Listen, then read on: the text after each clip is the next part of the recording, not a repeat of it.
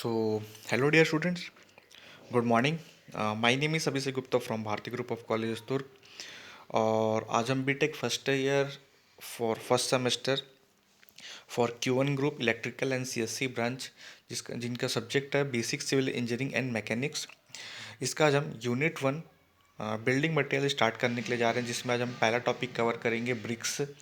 ठीक है, देखेंगे इस लेक्चर्स में कि ब्रिक्स क्या होता है। ठीक है, आमतौर पर आप सभी जानते होंगे ब्रिक्स क्या होता है, सभी ने देखा हुआ होता है, बट हम एग्जाम पॉइंट ऑफ व्यू से सारी चीज़ों को कवर करेंगे और साथ ही साथ प्रैक्टिकल पॉइंट ऑफ व्यू से भी चीज़ों को कवर करेंगे। तो हम इस लेक्चर्स में पढ़ने वाले हैं ब्रिक्स के बारे में कि ब्रिक्स क्या होता है।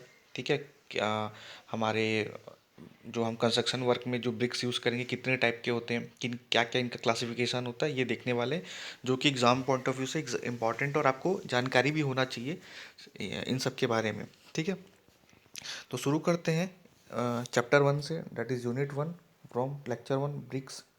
तो अभी आपके स्क्रीन पे एक पिक्चर्स दिख रहा होगा, ये होता है आपका ब्रिक्स कहलाता है, सभी ने आप आमतौर पर सभी ने देखा होगा। ठीक है, ये क्या है आपका ब्रिक्स है, जो कि हम कंस्ट्रक्शन वर्क में इसको यूज़ करते हैं। कहाँ यूज़ करते हैं इसको? हम यूज़ करते हैं मैसनरी कंस्ट्रक्शन में, जैसे कि हम वॉल्स बनाते हैं, आपने देखा होगा वॉल्स बनाते हुए। ठीक है, इसको हम फाउंडेशन में यूज़ कर सकते हैं, बहुत सारे इसके यूजेस हैं हमारे कंस्ट्रक्शन वर्क में। ठीक है, तो ये है आपका एक ब्रिक्स। ठीक है, ये जो ब्रिक्स में आप ये वाला जो होल होल क्या वो पार्ट देख रहे हो ना, इसको बोला जाता है फ्रॉग। ठीक है, कुछ बेसिक्स टर्म आपको मैं बता देता हूँ। फ्रॉग फ्रॉग बोला जाता है यहाँ पे। तो जो भी इस ब्रिक्स को बनाता है उनका नाम छपा हुआ होता है उनकी कंपनी का। दूसरा ये क्या होता है, जब आप एक ब्रिक्स को दूसरे ब्रिक्स के ऊपर ऐसा रखते हो और प्लेस करते हो, और इसके बीच में आप क्या करते हो, मसाला फिल करते हो, मोटार फिल करते हो जिसको बोलते हैं। तो ये क्या करता है, ये जो मोटार है इसके अंदर जाके फिल हो जाता है और क्या करता है, इंटरलॉकिंग का काम करता है। ठीक है, तो इसके दो वर्क हो जाते हैं। तो स्टार्ट करते हैं ब्रिक्स से। तो अभी जो आप पिक्चर्स देख रहे हो ये आपका एक बर्न क्ले ब्रिक्स है, तो ध्यान रखना बर्न क्ले ब्रिक्स आगे अभी आपको, अभी जब हम पढ़ेंगे तब उसमें काम आएगा। ठीक है, तो सबसे पहले स्टार्ट करते हैं ब्रिक्स से। तो पहला पॉइंट क्या बोल रहा है, देखो ब्रिक्स आर बिल्डिंग ब्लॉक्स। जैसे कि आप सभी जानते हैं इसको कहाँ यूज़ किया जाता है, बिल्डिंग्स में यूज़ किया जाता है, वॉल कंस्ट्रक्शन में। तो इसलिए बोल रहा है देखो bricks are building blocks which are used generally in masonry construction, जैसे कि वॉल बनाना एक्सेट्रा। ठीक है, सेकंड पॉइंट क्या बोला, देखो nowadays apart from burnt clay bricks other building blocks are also used in masonry construction. अभी जो आपने पिक्चर ये देखा, ये है आपका एक बर्नक्ले ब्रिक्स। ठीक है, तो ध्यान रखना ये बर्नक्ले ब्रिक्स है। इसके अलावा भी आज के डेट में हमारे पास मार्केट्स में डिफरेंट डिफरेंट टाइप्स के बिल्डिंग ब्लॉक्स अवेलेबल हैं। तो सेकंड पॉइंट यही कह रहा है, apart from the Bunclay bricks, other building blocks are also used in our masonry construction like fly ash bricks। आज के डेट में आप काले ईंटें देखते होंगे, नाम भी सुनते होंगे कि भाई काला ईंटा है, काला ईंटा है। तो बेसिकली वो आपका फ्लाई एश ब्रिक्स होता है, वो फ्लाई एश से मिल करके बना होता है या फिर फ्लाई एश से बनाया जाता है उस ब्रिक्स को। ठीक है, इसलिए उसका नाम पड़ गया फ्लाई एश ब्रिक्स। इसके अलावा हमारे पास सीमेंट कंक्रीट ब्लॉक्स भी अवेलेबल होते हैं। मीन्स सीमेंट्स एंड कंक्रीट्स को मिक्स करके हम आज के डेट में एक ब्लॉक्स तैयार करते हैं, जिसको सीमेंट कंक्रीट ब्लॉक्स भी बोला जाता है। ठीक है, इसके अलावा हमारे पास सेंटर ब्लॉक्स होते हैं और मोर देन 50 टाइम्स ऑफ यहाँ पे ब्रिक्स अवेलेबल होते हैं। बट जो हमको कंस्ट्रक्शन में बेसिकली बिल्डिंग कंस्ट्रक्शन से रिलेटेड अगर मैं बात करूँ, तो हमारे को एक फ्लाईएस ब्रिक्स का रिक्वायरमेंट होती है, सीमेंट्स ब्लॉक की रिक्वायरमेंट होती है, और एक बर्नक्ले ब्रिक्स सबसे ज़्यादा यूज़ किया जाता है। अगर आप ब्लास्ट फर्नेस की बात करें या फिर कोई मेल्टिंग शॉप की अगर बात करें या फिर कोई भी ऐसा अदर इंडस्ट्रियल पर्पज़ के हिसाब से बात करें, तो उनके लिए अलग से ब्लॉक्स आते हैं। ठीक है, जिनको भी ब्रिक्स कहा जाता है, बट हम उसकी डिस्कशन हम यहाँ पे नहीं करेंगे। ठीक है, तो ये हो गया आपका क्या, ब्रिक्स। तो जैसा कि फिर से मैं एक बार रिपीट कर देता हूँ, बिल्डिंग ब्रिक्स क्या है, एक बिल्डिंग ब्लॉक्स है। कहाँ यूज़ किया जाता है, मशीनरी कंस्ट्रक्शन में। एग्जांपल के तौर पे आप वॉल याद रखेंगे।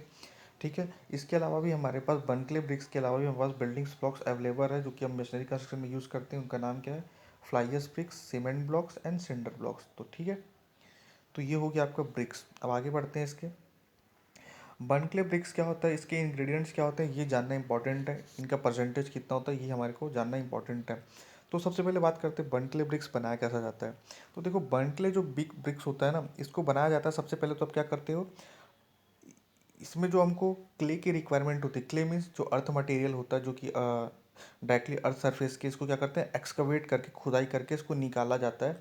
खुदाई कब तक कहाँ से करना है, ज़मीन जो हम जिस अर्थ सरफेस पे हम खड़े होते हैं उसके 1 से 2 मीटर नीचे से हम एक्सकवेशन करेंगे, और उसके बाद की जो मिट्टी हमको मिलेगी हम उसको कंसिडर करेंगे। ठीक है, ऊपर वाली जो मिट्टी रहेगी हम उसको कंसिडर नहीं करते ब्रिक्स बनाने के लिए। तो हमेशा 2 मीटर नीचे की जो डेप्थ की जो मिट्टी होती है उनका यूज़ किया जाता है। उस मिट्टी को एक्सकवेट करके निकाला जाता है, देन उसको क्या किया जाता है, उसको ड्राई किया जाता है, देन उसकी सीविंग की जाती है, फाइन किया जाता है।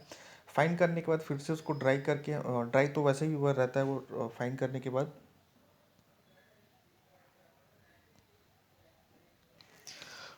ठीक है।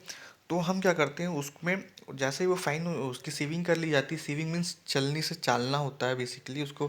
जैसे कि आप घर में देखे होंगे आटा वाटा चालते हुए, तो आटा चालते हैं तो हम क्या करते हैं उसमें से फाइन चीज़ों को, फाइन जितने बड़े पार्टिकल्स होते हैं उसको रिमूव कर देते हैं, है ना। तो वैसे ही यहाँ पे भी किया जाता है, इसको फाइन पाउडर में कन्वर्ट कर लिया जाता है। देन इसमें हम क्या करते हैं, कुछ परसेंटेज ऑफ वाटर जो कि तय की जाती है कि भाई इतना परसेंटेज वाटर ही डालना है, और ये परसेंटेज कितना होता है हम आगे देखेंगे, ठीक है।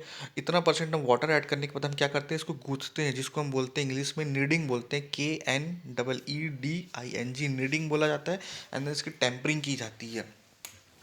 नीडिंग एंड टेम्परिंग मीन्स गूंथने के बाद, है ना, अच्छे से गूंथने के बाद इसको थोड़ी देर के लिए एक दूसरे का, मतलब कि इसको थोड़ा क्या किया जाता है, इसको हमारे पास डिफरेंट डिफरेंट साइजेस के मोल्ड्स अवेलेबल होते हैं, ठीक है। उन मोल्ड्स में इसको रखा जाता है जब तक ये सेट ना हो जाए। जैसे ये सेट हो जाते हैं इसको हम क्या करते हैं, रिमूव करते हैं, और इसको क्या करते हैं, ओपन टू एटमॉस्फेयर, सन के डायरेक्टली कांटेक्ट में ला करके इसको छोड़ दिया जाता है एक जगह पे, ताकि ये क्या हो सके, ड्राई हो सके, ठीक है, ड्राई हो सके। और जैसे ये ड्राई होते हैं कम्प्लीटली, इसको क्या किया जाता है, भट्टी में तपाया जाता है। भट्टी में इसको क्या किया जाता है, बर्निंग की जाती है, इसीलिए इसका नाम पड़ गया बर्न, मीन्स भट्टी में तपाया जा रहा है। क्ले मीन्स जो हमको अर्थ सरफेस से मिली, और क्या बना हमको प्रोडक्ट जो मिला उसको क्या बोलते हैं, ब्रिक्स, इसीलिए इसका नाम पड़ गया बर्न क्ले ब्रिक्स। अब इस ये जो बर्न क्ले ब्रिक्स है, इसके इंग्रेडिएंट्स इंपॉर्टेंट है, एग्जाम में यहाँ से क्वेश्चन पूछ सकता है आपको कि भाई एक ब्रिक्स के बेसिक इंग्रेडिएंट्स बताओ, तो वो कौन से बन आप कौन से ब्रिक्स के बताओगे, आपको बर्नक्ले ब्रिक्स के इंग्रेडिएंट्स के बारे में वो पूछ रहा होगा। वहाँ पे ये नाम नहीं देगा कि भाई बर्नक्ले ब्रिक्स की आपको बेसिक इंग्रेडिएंट्स इंग्रेडिएंट्स को बताओ, वो कहेगा ब्रिक्स के इंग्रेडिएंट्स के बारे में बताओ, या फिर ब्रिक्स के बेसिक इंग्रेडिएंट्स बताओ, तो आपको इनके बारे में बताना है, ठीक है। तो बेसिक इंग्रेडिएंट्स क्या क्या होते हैं आप ऐसे याद रख सकते हो, सलीम से याद रख सकते हो, सलीम नेम आपको याद रखना पड़ेगा ताकि आपको ईजिली ये याद हो जाए, वैसे बहुत हार्ड एंड फास्ट नहीं है। एस से होता है आपका सिलिका, ए से होता है आपका एल्यूमिना, एल से होता है आपका लाइम, आई से होता है आपका आयरन ऑक्साइड, एम से होता है मैग्नीशियम। तो ये 5 बेसिक इंग्रेडिएंट्स होते हैं हमारे ब्रिक्स के, ठीक है। अब इनका आपको परसेंटेज याद रखनी है, जैसे कि सिलिका का परसेंटेज होता है 50 से लेकर के 60%, सबसे ज़्यादा जो परसेंटेज इसी का ही होता है, इसीलिए इसको हमने टॉप पे रखा हुआ है। देन उसके बाद आता है आपका एल्यूमिना सेकंड नंबर पे, एल्यूमिना का परसेंटेज कितना होता है, 20 से लेकर के 30%। देन लाइम आता है, कितना होता है, 4 से 5%। आयरन ऑक्साइड आता है 5 to 6%, एंड मैग्नीशियम आता है लेस देन 1%। तो ये बेसिकली 5 इंग्रेडिएंट्स हो गए, ठीक है। इसमें जो कलर इम्पार्ट करता है वो होता है आपका आयरन ऑक्साइड, दैट इज इसकी जो कैरेक्टरिस्टिक्स कलर होती है that is reddish in brown side, ठीक है। तो ये आपको याद रखना पड़ेगा। तो ये हो गया आपका एक बेसिक इंग्रेडिएंट्स जो कि एग्जाम में पूछ सकता है, ठीक है। तो ये हो गया आपका बेसिक इंग्रेडिएंट्स।